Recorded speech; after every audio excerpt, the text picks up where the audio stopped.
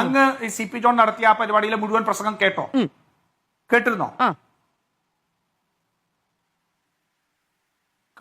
കേട്ടിരുന്നു. പറയൂ.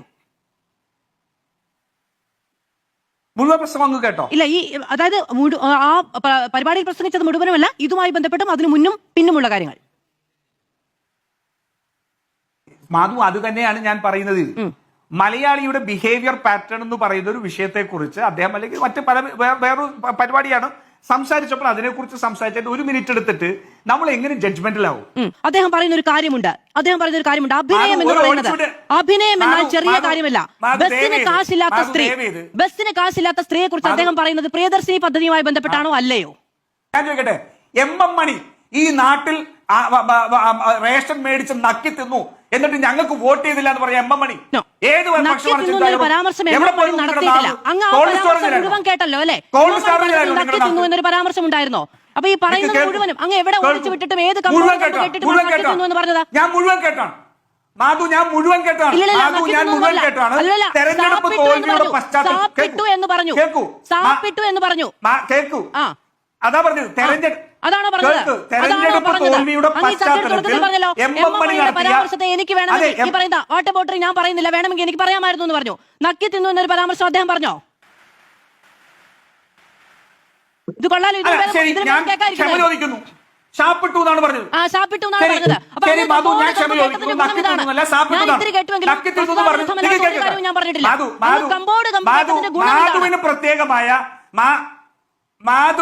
മാധുവിന് അല്പം ഈഗോ ഹേർട്ട് ആയിട്ടുണ്ടെങ്കിൽ ദയവ് ഇത് ചർച്ചയ്ക്ക് അത് കൊണ്ടുവരണ്ട. ഞാൻ പറഞ്ഞത് ശരി, നക്കി തിന്നു എന്ന് പറഞ്ഞ് ഞാൻ പിൻവലിച്ചു. സാപ്പിട്ടു എന്നാണ് പറഞ്ഞത്. സാബു ജേക്കബാണ് പറഞ്ഞത് നക്കി തിന്നു. കേൾക്കൂ മാധു, അവകാശമോ ആഭരണമാണോ? അങ്ങ് അതിനെ ന്യായീകരിക്കാൻ വേണ്ടി MM മണിയെ വിളിച്ചുകൊണ്ടുവന്നപ്പോ അദ്ദേഹം നടത്താത്ത ഒരു പരാമർശമല്ലേ പറഞ്ഞത്? ഇതിൽ എന്ത് ന്യായ നീതിയുമാണ്? എന്നിട്ട് അങ്ങ് പിൻവലിച്ചു. അങ്ങയുടെ CP ജോൺ പിൻവലിച്ചതുപോലെ അങ്ങ് പിൻവലിച്ചു അല്ലെ? മനസ്സിലാക്കാത്ത മാധു വിഷയം പഠിച്ചിട്ടില്ലാത്ത ഒരു ചർച്ചയാണ് നടത്തുന്നതെന്ന് തുറന്നു കാണിക്കപ്പെട്ടതിന്റെ അങ്ങയുടെ അസ്വസ്ഥത മനസ്സിലാവും. ശരി, അങ്ങ് MM മണിയെ കുറിച്ച് ഉന്നയിച്ചത് പഠിച്ചിട്ടാണോ? അങ്ങ് MM മണിയെ കുറിച്ച് ഉന്നയിച്ചത് പഠിച്ചിട്ടാണോ? ചോദിക്കാത്ത ചോദ്യം അങ്ങ് MM മണിയെ കുറിച്ച് ഉന്നയിച്ചത് പഠിച്ചിട്ടാണോ? അങ്ങ് MM മണിയെ കുറിച്ച് പറഞ്ഞത് പഠിച്ചിട്ടാണോ? ശ്രീ രാജു പി നായർ, പഠിച്ചിട്ടാണോ? MM മണിയെ കുറിച്ച് ഉന്നയിച്ചത് പഠിച്ചിട്ടാണോ? ഞാൻ തിരുത്തിയല്ലോ. നിങ്ങൾക്ക് തിരുത്തൊരു അലങ്കാരമാണ്. ആളുകൾ വിമർശിക്കുകയും തെറ്റ് ചൂണ്ടിക്കാണിക്കുകയും ചെയ്യുമ്പോൾ നിങ്ങൾക്ക് തിരുത്തൊരു അലങ്കാരമാണ്, ലക്ഷറിയാണ്. ഇല്ലാത്തത് പറയാ. ഞാൻ ഈ ചർച്ചയിൽ പറഞ്ഞ ഇല്ലാത്തൊരു കാര്യം അങ്ങ് പറയൂ.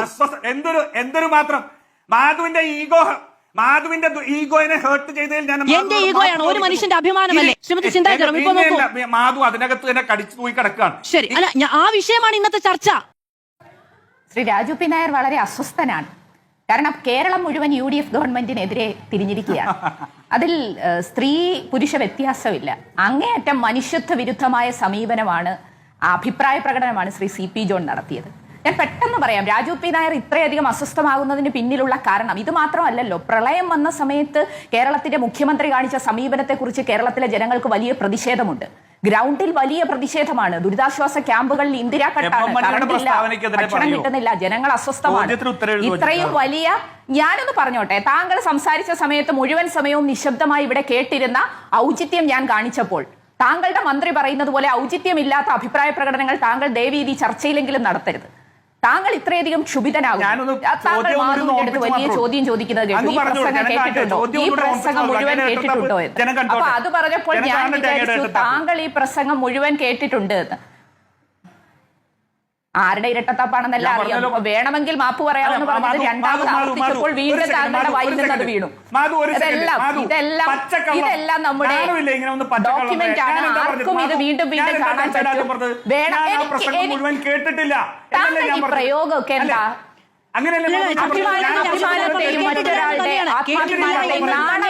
എന്ന് ചോദിക്കാൻ താങ്കൾ ആരാണ്? CP ജോൺ 1.5 മണിക്കൂർ പോയി നിന്ന് പ്രസംഗിച്ച മുഴുവനും കേൾക്കുക എന്ന്. നമ്മളൊക്കെ വാർത്തയെ അധികരിച്ചാണ് സംസാരിക്കുന്നത്, അല്ലാതെ ഇപ്പൊ നോക്കൂ, രാഷ്ട്രീയ നേതാക്കൾ എവിടെയെങ്കിലും നടത്തും ഒരു പ്രസംഗത്തിൽ ഒരു പരാമർശം നടത്തുന്നു. 2-3 മണിക്കൂർ ബിഹേവിയറൽ സയൻസ് കേട്ട് ഞാൻ പഠിക്കാൻ ഞാൻ ശക്തനാണ്. ഒന്നര മിനിറ്റ് കൊണ്ട് ഒരു ഇത് ബിഹേവിയർ വല്ലാതെ താങ്കൾ സംസാരിച്ചു പോവാണ്. ഈ ചർച്ച എടുത്തൊന്ന് പരിശോധിച്ച് നോക്കണം. കോൺഗ്രസിന്റെ പ്രതിനിധിക്ക് എത്ര മിനിറ്റാണ് കിട്ടിയത്? എനിക്കറിയില്ലായിരുന്നു കേട്ടോ. ശരി, സീതാറാം പൂർത്തീകരിക്കൂ. അല്ല, ഇതിൽ ചില കാര്യങ്ങൾ പരിശോധിക്കണം. ഒന്ന്, കോൺഗ്രസിന്റെ പ്രതിനിധിക്ക് എത്ര സമയം ഔദ്യോഗികമായി കൊടുത്തു, അതിനുശേഷം അദ്ദേഹം കവർന്നെടുക്കുന്ന സമയം എത്രമാത്രമാണ്. കേവലമായി മൈക്കെങ്കിലും ഒന്ന് ഓഫ് ചെയ്യണം. ഇങ്ങനെ അലോസരപ്പെടുത്തുന്ന വിധത്തിൽ അദ്ദേഹം സംസാരിച്ചുകൊണ്ടിരിക്കുകയാണല്ലോ. അദ്ദേഹം മാധുവിന്റെ അടുത്ത്, നമ്മുടെ ആങ്കറിന്റെ അടുത്ത് ചോദിച്ചു, താങ്കൾ ഈ പ്രസംഗം മുഴുവൻ കേട്ടോ? സ്വാഭാവികമായി ഇത് കേട്ടുകൊണ്ടിരിക്കുന്നവരും പാനലിസ്റ്റ് എന്നുള്ള നിലയിൽ ഞാൻ പ്രതീക്ഷിക്കുന്നത് അദ്ദേഹത്തിന്റെ നേതാവിന്റെ പ്രസംഗം മുഴുവൻ കേട്ടിട്ടാണ് അദ്ദേഹം വന്നിരിക്കുന്നത് എന്നാണ്. അപ്പോഴാണ് ഇത് ഏത് കോമഡി ഷോയിലും അവതരിപ്പിക്കാൻ പറ്റുന്ന വിധത്തിൽ അദ്ദേഹം പറയണം ഞാനും ഇത് മൊത്തം കേട്ടിട്ടില്ല എന്നുള്ളത്. എന്താണ് ശ്രീ രാജു പി നായർ താങ്കൾ ഇങ്ങനെയൊക്കെ പറയുന്നതെന്ന് എനിക്ക് അത്ഭുതം തോന്നുകയാണ്. ഞാൻ പറഞ്ഞു വന്നൊരു കാര്യം എന്ന് പറയുന്നത് UDF കഴിഞ്ഞ ദിവസങ്ങളിൽ ജനങ്ങളിൽ നിന്നും വളരെയധികം അകന്നുപോയി. രാജു പി നായരുടെ ഇന്ന് കാണിക്കുന്ന അസ്വസ്ഥത ഇതിനു മുമ്പ് ഞാൻ കണ്ടത് കഴിഞ്ഞ വാർത്താ സമ്മേളനത്തിൽ ബഹുമാനായ മുഖ്യമന്ത്രി ശ്രീ VD സതീശന്റെ ശരീരഭാഷയിലെ എന്തൊരു അസ്വസ്ഥതയായിരുന്നു. ഞാനും തമ്മിൽ തർക്കിച്ചു. ചിന്ത മിണ്ടിയിട്ടില്ല. അവർ പൂർത്തീകരിക്കട്ടെ. ചിന്ത പറയൂ, സംസാരിക്കൂ. താങ്കൾ ആവശ്യത്തിനും അനാവശ്യത്തിനും ചിന്താജറോം എന്നുള്ള പേര് അവിടെ നിന്ന് എത്രയോ തവണ വിളിച്ചു കൂവി. താങ്കളുടെ സമയമായതുകൊണ്ട് തന്നെ ഞാൻ അതിൽ കയറി ഇടപെട്ടില്ല. അതെന്റെ മര്യാദയാണ്. താങ്കൾ ദേവിയത് ആ മര്യാദ തിരിച്ചു കാണിക്കണമെന്ന് ഞാൻ അഭ്യർത്ഥിക്കുകയാണ്. താങ്കളെ പല വേദിയിലും കണ്ടിട്ടുണ്ട്, ഇങ്ങനെ അസ്വസ്ഥമായി കണ്ടിട്ടില്ല. അതുകൊണ്ടാണ് ഞാൻ പറഞ്ഞത്. എനിക്കറിയാവുന്ന ഒരു ബിഹേവിയറൽ സയൻസ് വെച്ച് ഞാൻ പറഞ്ഞതാണ്. രാജു പി നായരും കേരളത്തിന്റെ മുഖ്യമന്ത്രി VD സതീശനും എല്ലാം ഇപ്പോൾ അസ്വസ്ഥരമായി ഇടപെടുകയാണ്. കാരണം അവരുടെ ഒരു ശരീരഭാഷ വാർത്താ സമ്മേളനത്തിൽ ഇന്നലെ നമ്മൾ കണ്ടു. കാരണം ജനങ്ങൾ UDFന്റെ ഇരട്ടത്താപ്പ് തിരിച്ചറിഞ്ഞു. UDF ജനങ്ങൾക്ക് കൊടുത്ത വാഗ്ദാനം, UDF മുമ്പോട്ട് വെച്ച ക്ഷേമ പ്രവർത്തനങ്ങൾ ജനങ്ങളെ കളിയാക്കുന്ന വിധത്തിൽ, ജനങ്ങളെ അധിക്ഷേപിക്കുന്ന വിധത്തിൽ, ആ ബസ്സിലൊന്ന് കയറിപ്പോയ ജനങ്ങൾക്ക് ആത്മാഭിമാനം ചോദ്യം ചെയ്യുന്ന നിലയിലേക്കല്ലേ ഇന്ന് നടത്തിയ പ്രസ്താവന? അത് ഏത് യോഗത്തിലാണ് നടത്തിയത്? ഇവിടെ ബഹുമാനായ ശ്രീകുമാരേട്ടൻ ഇവിടെ പറയുകയുണ്ടായി, കമ്മ്യൂണിസ്റ്റുകാരന്റെ താത്വിക അവലോകനം. ഈ കമ്മ്യൂണിസ്റ്റുകൾ സാധാരണ താത്വികമായ ചില കാര്യങ്ങളെ അപകീർത്തിക്കുമ്പോൾ അവർക്ക് വീഴ്ച പറ്റാറുണ്ട്. അത് ഒരുപാട് വീഴ്ചകൾ നമ്മൾ നിരന്തരം കണ്ടതാണ്. പക്ഷേ UDFിലുള്ള ഒരു കമ്മ്യൂണിസ്റ്റിനെ ഒരു അബദ്ധം പറ്റിയത് ഇതാദ്യമായിട്ടാണ്.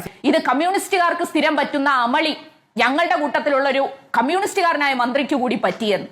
എന്ത് ദയനീയമാണ്. ശ്രീകുമാരേട്ടനെയൊക്കെ കമ്മ്യൂണിസ്റ്റ് വിരുദ്ധത, ആ ഒരു വൈരാഗ്യം നമുക്കറിയാം. പക്ഷെ അതിന് ഇങ്ങനൊരു അമളിയിൽപ്പെട്ട് കിടക്കുന്ന UDFകാരനായിട്ടുള്ള മന്ത്രിയെ അപ്പോഴും കമ്മ്യൂണിസ്റ്റ് വിരുദ്ധത ഉപയോഗിച്ചുകൊണ്ട് താങ്കൾ സംസാരിക്കുന്നു എന്നുള്ളത് ദൗർഭാഗ്യകരമാണ്. തൊട്ടടുത്തിരിക്കുന്നവന്റെ ശബ്ദം സംഗീതം പോലെ കേൾക്കാൻ കഴിയുന്ന ഒരു കാലം, അതാണ് കമ്മ്യൂണിസ്റ്റുകാർ സ്വപ്നം കാണുന്നത്. അതൊരിക്കലും CP ജോൺ പറഞ്ഞ ഭാഷയിലില്ല. CP ജോൺ പറഞ്ഞ ഭാഷ തീർച്ചയായും തീവ്ര വലത് നിലപാട് തന്നെയാണ്, മനുഷ്യരെ ആക്ഷേപിക്കുന്ന സമീപനം തന്നെയാണ് പറഞ്ഞത്. ഇത് എന്തെങ്കിലും തരത്തിൽ സംശയമോ വ്യാഖ്യാനിച്ചതിലെ പിശകോ മറ്റോ ആണോ?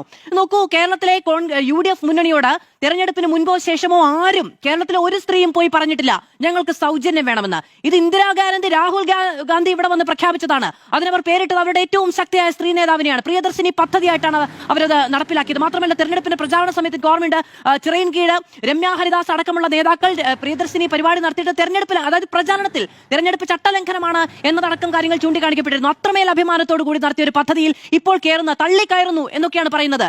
ഇവിടെ ഈ പറയുന്ന ദാരിദ്ര്യം അഭിനയിക്കുന്നു എന്നാണ് പറയുന്നത്. എങ്ങനെയാണ് അതിനെ ന്യായീകരിക്കുക? ഇതിൽ മാപ്പ് പറയുക എന്നുള്ളത് ധാർമ്മികമായ ഉത്തരവാദിത്വമാണ്. ജനങ്ങൾ തെരഞ്ഞെടുക്കപ്പെട്ട ഒരു വ്യക്തി, ജനപ്രതിനിധിയായി അദ്ദേഹം പിന്നീട് മന്ത്രിയാവുന്നു. അദ്ദേഹത്തിന്റെ ഭാഗത്തു നിന്നും അങ്ങേയറ്റം മാടമ്പി സ്വഭാവത്തോടു കൂടിയുള്ള ഒരു ഫ്യൂഡൽ കാഴ്ചപ്പാടോട് കൂടിയുള്ള ഒരു പ്രതികരണമാണ് നടത്തുന്നത്. ഇവിടെ പറഞ്ഞതുപോലെ ഇതൊക്കെ ഒരു ഔദാര്യമാണ്. സ്ത്രീകൾക്ക് തെരഞ്ഞെടുപ്പ് സമയത്ത് മാനിഫെസ്റ്റോയിൽ ഉൾപ്പെടെ UDF പ്രഖ്യാപിച്ച ഈ വാഗ്ദാനം പിന്നീട് അധികാരത്തിലെത്തിയപ്പോൾ ഒരുപാട് വെള്ളം ചേർത്തുകൊണ്ടാണ് അത് നടപ്പിലാക്കിയത്. ആദ്യം ബസ്സിൽ കയറി തെരഞ്ഞെടുപ്പ് വേളയിൽ പറഞ്ഞത് നിങ്ങൾക്ക് അമ്പലത്തിൽ പോകണോ, നിങ്ങൾക്ക് തീർത്ഥാടനത്തിന് പോകണോ, നിങ്ങൾക്ക് ടൂറിന് പോകണോ, അതിനെല്ലാം സൗജന്യമായി ഞങ്ങൾ ട്രാൻസ്പോർട്ട് ബസ്സുകൾക്കകത്ത് യാത്രാ സൗകര്യം ഒരുക്കും. അങ്ങനെ പ്രഖ്യാപിച്ച് അങ്ങനെ ഒരു സ്വാധീനം ചെലുത്തി ജനങ്ങളിൽ നിന്നും ആ നിലയിലേക്കും കൂടി സ്വീകരിച്ച വോട്ടുകളുടെ അടിസ്ഥാനത്തിലാണ് കോൺഗ്രസും UDFും വിജയിച്ച് അധികാരത്തിലെത്തിയത്. സ്ത്രീകളുടെ സോഷ്യൽ മൊബിലിറ്റി എന്നത് കൂടിയാണ്. അവർക്ക് ഈ പറയുന്ന ഒരു എന്തെങ്കിലുമൊക്കെ തരത്തിലുള്ള സാമൂഹ്യമായ പിന്നാക്കാവസ്ഥ, അല്ലെങ്കിൽ ഒരു മുന്നോട്ട് പോകാനുള്ള ധൈര്യക്കുറവ്, ഇതിനെയൊക്കെ മാറ്റുന്ന തരത്തിൽ വലിയ വിപ്ലവാത്മകമായ ഒരു പദ്ധതി പ്രഖ്യാപിക്കപ്പെടുകയാണ്. അവരോടാണ് പറയുന്നത് ദാരിദ്ര്യം അഭിനയിക്കുന്നു. അപ്പൊ നാളത്തെ ഓർഡിനറി ബസ്സുകൾ മുഴുവനും ഈ പറയുന്നത് പോലെ, ഓർഡിനറി ബസ്സുകൾ എന്നല്ല ആദ്യം പറഞ്ഞത്, അത് പ്രിയദർശിനി ബസ്സാക്കുന്നു. പ്രിയദർശിനി ബസ്സാക്കി അപ്പൊ സ്ത്രീകൾക്ക് ഇനി ഈ പറയുന്ന ഓർഡിനറി ബസ്സുകളിൽ യാത്ര ചെയ്യേണ്ടതില്ലേ? ഇവരെന്താണ് ഉദ്ദേശിക്കുന്നത്?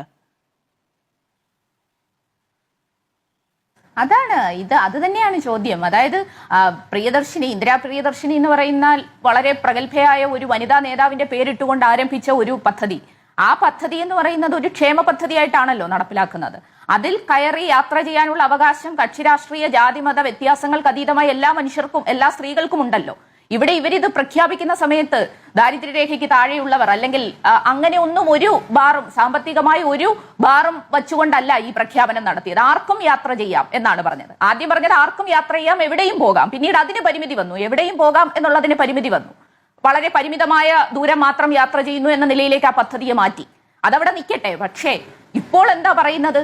ഈ പദ്ധതി സ്ത്രീകൾ ദുരുപയോഗം ചെയ്യുന്നു എന്ന നിലയിലേക്കെല്ലാം അഭിപ്രായ പ്രകടനങ്ങൾ നടത്തുകയാണ്. എന്നിട്ട് അദ്ദേഹം ഇപ്പോഴും പറയുന്നത് അദ്ദേഹത്തിന്റെ വാക്കുകൾ നമ്മൾ ഉൾക്കൊണ്ടതിനകത്ത് വന്ന തെറ്റാണ് എന്ന നിലയിലാണ്. അതൊരിക്കലും നമുക്ക് അംഗീകരിക്കാൻ കഴിയുന്ന കാര്യമല്ല. ശ്രീ CP ജോൺ അധികാരത്തിലെത്തിയ സമയത്ത് സത്യപ്രതിജ്ഞയൊക്കെ ചെയ്യുന്ന സമയത്തൊക്കെ അദ്ദേഹം പറഞ്ഞത് ഇന്ത്യയിലെ ഏക കമ്മ്യൂണിസ്റ്റ് മന്ത്രിയായി ഇതാ ഞാൻ സത്യപ്രതിജ്ഞ ചെയ്യാൻ പോകുന്നുവെന്ന്. എന്നിട്ട് ഇപ്പോൾ നാം കാണുന്നത് അദ്ദേഹത്തിന്റെ മനോഭാവം അങ്ങേയറ്റം തീവ്ര വലതുപക്ഷ നിലപാടിലേക്ക് അദ്ദേഹം മാറിയിരിക്കുകയാണ്. ഒരു ഫ്യൂഡൽ കാഴ്ചപ്പാട്ടോടുകൂടി മാടമ്പി സംസ്കാരം ഉയർത്തിപ്പിടിച്ചുകൊണ്ട് ഇതൊക്കെ ഞങ്ങളുടെ ഔദാര്യമാണ്, നിങ്ങൾ അനുഭവിക്കുന്നതെല്ലാം ഞങ്ങൾ നിങ്ങൾക്ക് നൽകുന്ന ദാനമാണ് എന്ന നിലയിലേക്ക് പറയുകയാണ്. ഇത് വലിയ പ്രതിഷേധമാണ് ഇതിന്റെ ഭാഗമായി ഉയർന്നു വരുന്നത്. ഒരിക്കലും ഈ ഒരു സമീപനം സ്വീകരിച്ചുകൊണ്ട് ഒരു ഭരണാധികാരിക്കും ഒരു മന്ത്രിക്കും മുമ്പോട്ട് പോകാൻ പറ്റില്ല. ഇത് UDFന്റെ നയമാണ്. UDFന്റെ നയം എന്ന് പറയുന്ന കുറച്ച് ദിവസങ്ങളായി നമ്മൾ കണ്ടുകൊണ്ടിരിക്കുകയാണ്. എന്തുമാത്രം സ്ത്രീ വിരുദ്ധമാണ്, എന്തുമാത്രം മനുഷ്യത്വ വിരുദ്ധമാണ്. പ്രളയം ഉണ്ടാകുന്ന സമയത്ത് ഹെലികോപ്റ്ററിൽ അമ്മായിയച്ഛനെ കാണാൻ ആപ്പിളും ഓറഞ്ചുമായി പോയതിനെ കുറിച്ചൊന്നും ഈ അവസരത്തിൽ ഞാൻ പറയുന്നില്ല, അത് മറ്റൊരു വിഷയമാണ്. പക്ഷെ അതാണ് UDFന്റെ നയം. അതിന്റെ പ്രതിഫലനമാണ് ഇവിടെ ഒരു മന്ത്രിയിലൂടെ നാം കാണുന്നത്. അപ്പൊ മുഖ്യമന്ത്രി സ്വീകരിക്കുന്ന സമീപനം ഇത് തന്നെയാണ്. മുഖ്യമന്ത്രിയുടെ മന്ത്രിസഭയിലുള്ള ക്യാബിനറ്റിലുള്ള ഗതാഗത വകുപ്പ് മന്ത്രി ഇതുപോലൊരു സമീപനം സ്വീകരിക്കുന്നു. ഈ UDFന്റെ പൊതുവായ സമീപനം കുറച്ച് മാസങ്ങളായതേ ഉള്ളെങ്കിലും അധികാരത്തിലെത്തിയതിനു ശേഷം വലിയ തോതിൽ മനുഷ്യത്വ വിരുദ്ധമായ സമീപനം പ്രസ്താവനകളിലൂടെ വാക്കുകളിലൂടെ പുറത്തു വന്നുകൊണ്ടിരിക്കുകയാണ്.